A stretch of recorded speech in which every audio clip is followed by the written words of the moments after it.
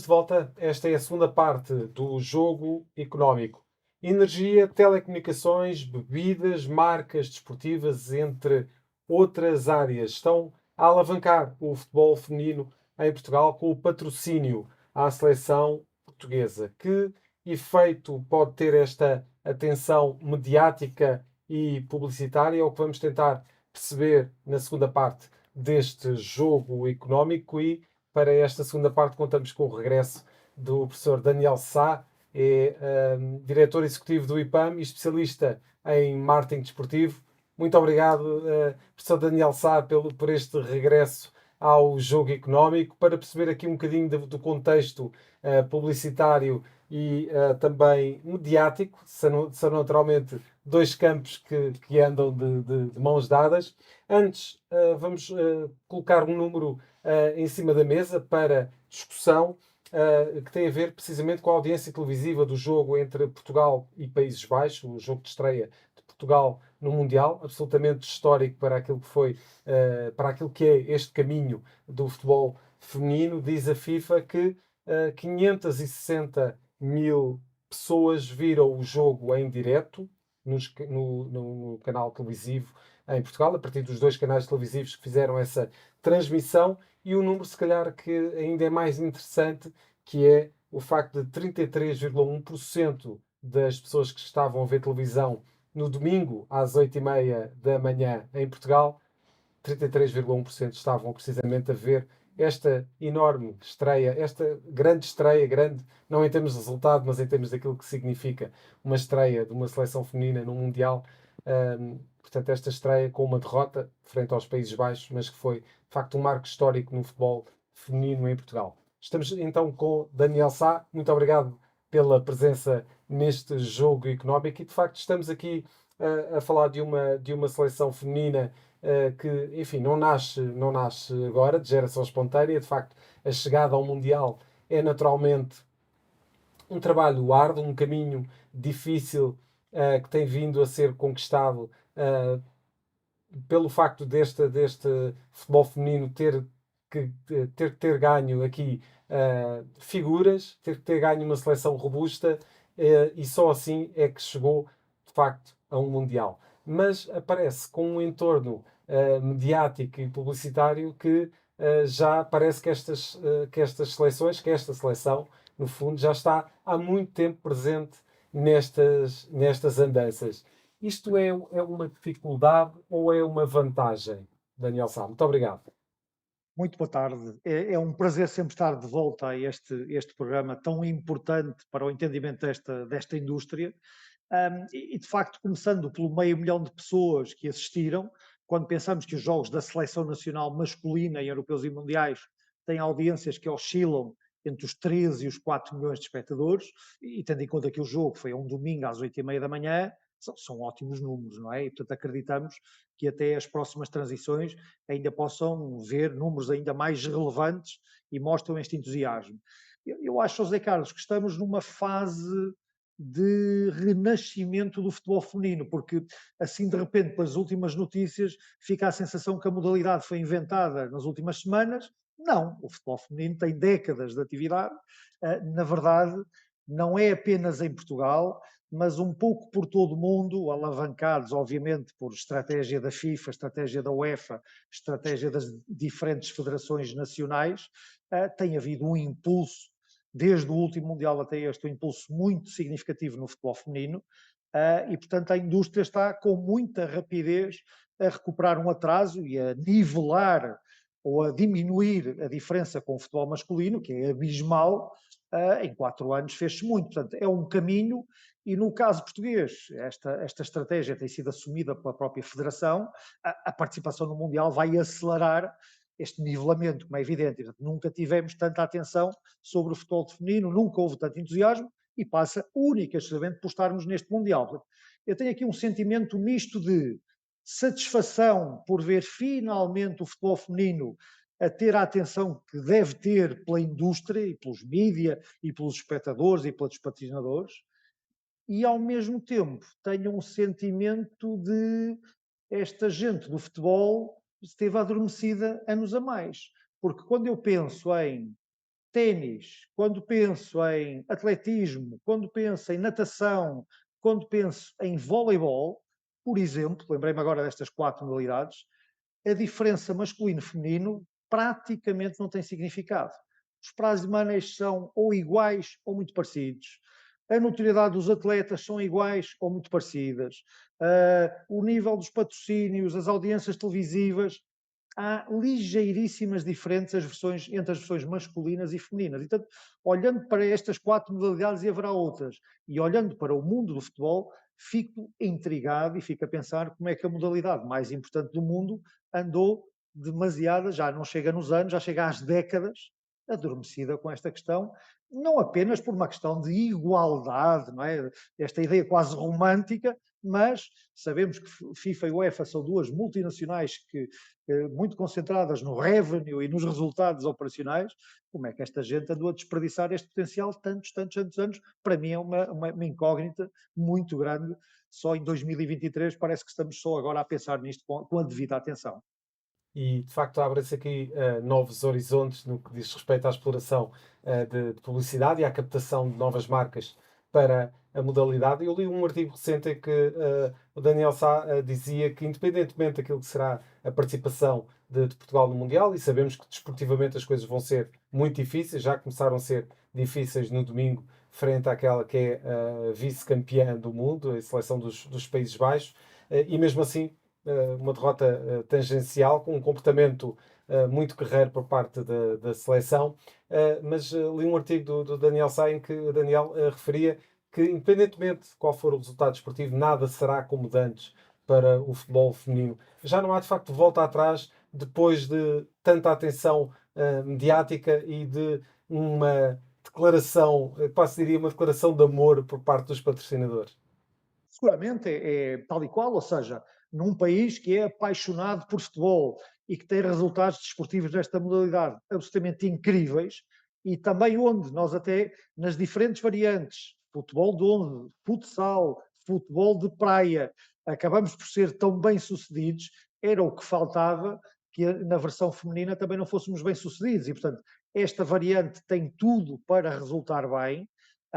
O facto de participarmos num Mundial tem exatamente o mesmo efeito na seleção masculina, portanto, cria um nível de atenção e estamos numa pré-época desportiva, portanto, estamos apenas na fase de aquecimento da competição masculina, onde o nível de atenção seguramente ainda não é o maior, e, portanto, o Mundial eleva a fasquia, põe-nos em competição com as melhores seleções do mundo e já começamos todos a aprender os nomes das melhores jogadoras, das verdadeiras estrelas, a perceber as posições em que jogam, já percebemos que há pelo menos nesta seleção, um nível já de profissionalismo irrelevante. Também já sabemos que há equipas portuguesas, o Benfica, a participar na Champions, já dando os primeiros passos. Portanto, sinceramente, acho que sim. O comboio não vai parar, bem pelo contrário, o comboio vai acelerar com muita velocidade e esta vertente feminina atrai outros segmentos de espectadores que não apreciam tanto aquela guerrilha habitual do Benfica, do Porto, do Sporting,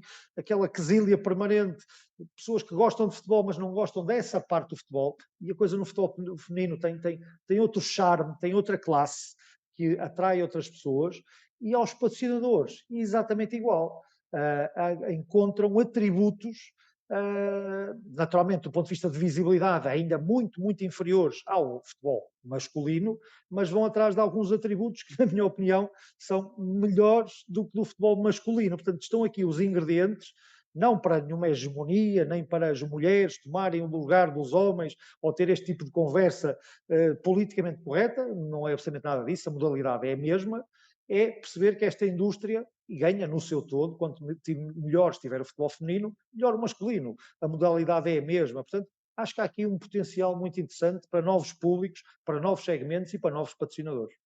Nuno, e de facto o Daniel Sá deu-nos aqui uma dica perfeita e de facto é uma deixa muito interessante esta última observação por parte do professor, que se calhar o futebol feminino não renasce nesta altura por acaso. Nós falamos muitas vezes aqui no Jogo Económico, muitas vezes do clima tóxico que se instalou no futebol português. Poderá o futebol feminino ter aqui um papel de recentrar o futebol no sítio onde ele deve estar? Bem, obrigado pela pergunta, professor. Eu, desde já gostaria de cumprimentá-lo e obrigado pela sua presença. Acho que agradeço também em nome do José Carlos. Eu acho esse ponto muito interessante. Tinha aqui duas reflexões. Uma reflexãozinha antes. Nos 4 exemplos que deu, da natação, do ténis, do voleibol, estamos sempre a falar de desportos que não são desportos de contacto. Eu acredito que os desportos de contacto, a diferença entre a vertente masculina e feminina, custa sempre um bocadinho mais a haver um equilíbrio, porque são menos rápidos, são mais técnicos, enfim, existe ali ainda uma aproximação a fazer, mas que o futebol está a fazê-la. O que eu acho curioso, e esta é a segunda reflexão, que é uma das coisas que eu gostava de até trazer aqui para o programa, é aquela frase da jogadora alemã que nos diz: nós não somos Neymar. Nós não somos, aqui não há Neymar, aqui nós não rebolamos durante 3 minutos no chão e não ficamos aqui a perder tempo, nós aqui estamos aqui para jogar futebol. E de facto, aquilo que se tem visto na maior parte dos jogos é uma predisposição e uma vontade grande de dar espetáculo, fazer com que as pessoas deem por bem emprego o dinheiro que pagam nos bilhetes, o que é sempre uma coisa valorizada em qualquer indústria, e querem jogar o jogo pelo jogo até ao fim. Acho que é uma perspectiva muito interessante voltar àquela questão de que é um futebol mais puro, não é? Há uma coisa há uma paixão maior pelo jogo e não tanto pelo emblema A, B ou C que depois muitas vezes vai ter aquelas questões de guerrilha, etc. Portanto, eu acho que, como disse o professor Daniel Sá, é uma coisa que as marcas valorizam imenso, porque são associar bons valores e valores de boas características humanas a qualquer tipo de produto, a qualquer tipo de desporto ou de atividade ou de modalidade, é sempre uma coisa que os anunciantes valorizam, e ainda por cima estamos no século XXI, estamos em 2023, daqui a nada estamos quase em 2024, e toda a gente sabe como os valores sociais, ambientais, ecológicos, de governance, etc., têm um valor cada vez mais nas marcas, e as marcas valorizam-nos mais. Portanto, um bom produto, com bons ritmos, com boas pessoas e bem praticado, com esses valores, acho que tem tudo para ter um crescimento grande daquilo que é o mercado. Jorge, de facto temos aqui esta ideia que o Daniel Sá deixou, a possibilidade do futebol feminino ter vindo para recentrar, para colocar o futebol no lugar onde ele deve estar, e esse é um ponto muito interessante, tendo em conta que quanto mais houver foco no jogo, nos aspectos positivos das modalidades, e aqui não falo só do futebol, falo do desporto de uma forma geral, mais atrativo é essa vertente para as marcas, para os patrocínios, porque passam valores positivos, e muitas vezes não encontramos isso no futebol masculino, neste caso. Sim, boa tarde, cumprimentar o professor Daniel Sá e aproveitava para deixar aqui, se calhar, alguns números para depois o professor, se quiser, poder comentar. Em média, cada jogadora vai receber qualquer coisa como 27.000 euros, uma jogadora que esteja presente na fase de grupos e que vá disputar este Mundial, e esse valor é muito diferente dos prémios que os jogadores e as federações receberam no Mundial do Qatar 2022 no futebol masculino. E curiosamente, na semana passada falávamos aqui do Wimbledon, o vencedor masculino, o Carlos Alcaraz, e a vencedora feminina ganharam exatamente o mesmo, qualquer coisa como 2,7 milhões de euros de prémio de conquistar o torneio, e portanto são números para deixarmos aqui para a reflexão. Em Portugal hoje, e estes números são de 2022, estamos a falar de 13 mil praticantes de futsal ou de futebol feminino. E isto diz muito o que tem sido o crescimento, se calhar na última década, mais do que duplicaram o número de praticantes femininas destes dois desportos, que, como dizia o Nuno Vinha, são dois desportos muito de contacto, e se calhar o futsal até mais do que o próprio futebol feminino. Agora, o que é facto é que não há volta atrás. Eu acho que claramente o futebol feminino vai continuar nesta trajetória de crescimento, nomeadamente em Portugal.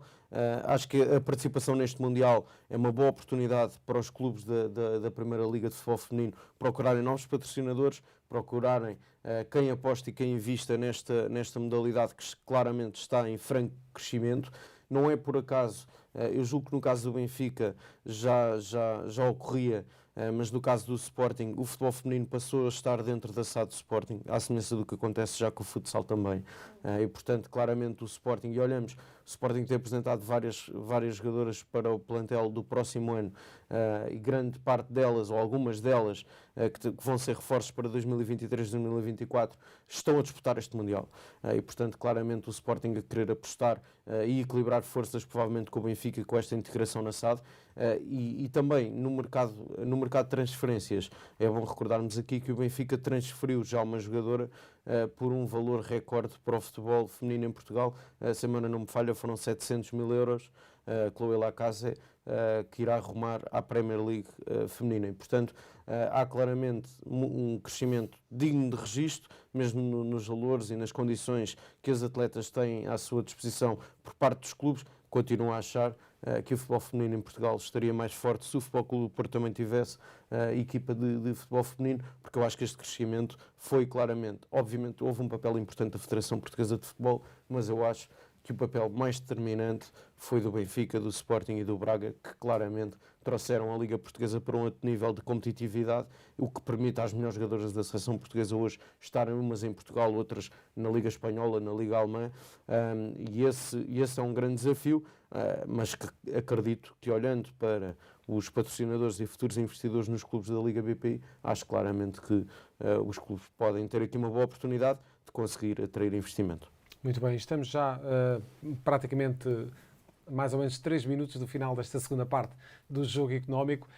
Daniel Sá, nós semana passada falámos aqui do futebol feminino a propósito de tentar perceber como é que seria a estreia da seleção portuguesa no Mundial, e houve uma questão que eu deixei ao Nuno e ao Jorge e estou muito curioso para ouvir qual é que será a resposta do professor relativamente àquilo que é o entorno de patrocínios e de marcas à volta desta seleção. Nós temos, de facto, grandes marcas, grandes patrocinadores, com uma visibilidade tremenda e à medida que se foi aproximando o Mundial, notou-se cada vez maior presença desses patrocinadores também nos espaços comerciais e não só, nos outdoors e em todas as plataformas que nós podemos aceder. Eu pergunto-lhe se esta pressão ao nível dos patrocínios se é benéfica ou não. Ou seja, nós temos aqui, de facto, patrocinadores de alto calibre que, naturalmente, têm muito dinheiro para investir, mas depois há sempre o reverso da medalha. Ou seja, se não são conseguidos os resultados mais desejados, provavelmente poderá haver aqui uma quebra das expectativas por parte dos patrocinadores. O que lhe pergunto é como é que se faz esta conjugação, como é que se lida com todo este tipo de pressão em termos daquilo que são as expectativas das marcas? Tentando ser rápido na resposta, porque o tempo é curto. Os patrocinadores em causa já estão experimentados nestas coisas. A nossa federação está hiper treinada também com o futebol masculino para isto e, portanto, não acho que haja grandes riscos. Acho que ninguém tem grande expectativa do ponto de vista desportivo de um tremendo sucesso, até porque o grupo é extraordinariamente complicado. E, portanto, eu acho que toda a gente está à espera de uma participação modesta do ponto de vista desportivo, porque o grupo é mesmo difícil. Tudo que venha daí para a frente é extraordinário e acho que os patrocinadores vão ter o retorno que querem, mesmo com uma participação, vamos chamar-lhe mediana, sendo que nunca é mediana, porque estar no Mundial já é um feito histórico, e eles estão preparados para isso. E isto é apenas um primeiro passo de um caminho que eu entendo que vai ser longo, estar lado a lado do futebol feminino. Portanto, não acho que haja risco, porque estes patrocinadores não estão a olhar para este mês, estão a olhar para os próximos anos. Estão a investir, digamos que a longo prazo, é isso? Seguramente que a perspectiva é de longo prazo, na minha opinião, porque se sabem perfeitamente que a Federação Portuguesa de Futebol é um parceiro também com muito know-how nesta dimensão, com uma visibilidade global, e sabem que o sucesso desportivo no futebol feminino estará mais perto, não já, mas nos próximos anos, em termos internacionais, e sabem e conhecem perfeitamente esse caminho. E este é, de facto, o primeiro passo, pelo menos a nível internacional e no mais elevado plano internacional. Vai, Carlos, para dizer daqui a 10 anos, eu estou desde o início com o futebol feminino. Estou desde o início. quando as coisas eram modestas. Nós estamos cá desde essa altura, da mesma forma que a Sagres, por exemplo, neste momento diz, estamos há 20 ou há 30 anos, já nem sei bem, com a seleção. Eu acredito que isso vai acontecer também com algumas destas marcas que aqui estão hoje em dia. Os primeiros fazem contratos melhores também. Exatamente. Professor Daniel Sá, muito obrigado pela presença neste Jogo Económico e fica desde já convidado a vir aqui a estúdio, aqui ao Tagus Park, para podermos discutir estes e outros temas. Já a seguir partimos para a terceira parte do Jogo Económico e para as escolhas dos nossos comentadores.